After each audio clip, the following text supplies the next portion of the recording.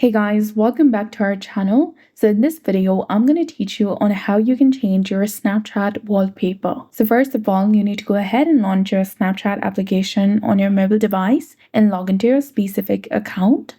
Then after, open the chat or the conversation that you want to. Then tap on the name of the person in the top of the screen.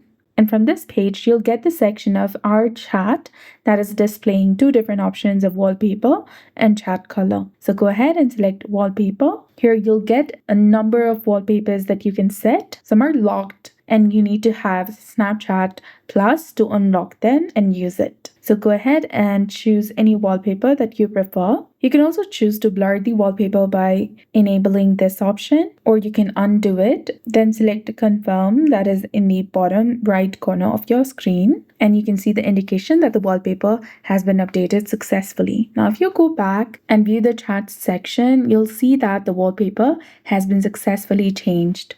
So that's it. I hope you found this video helpful. If you did, please like, share, and subscribe. Thanks for watching. We'll see you again in the next one.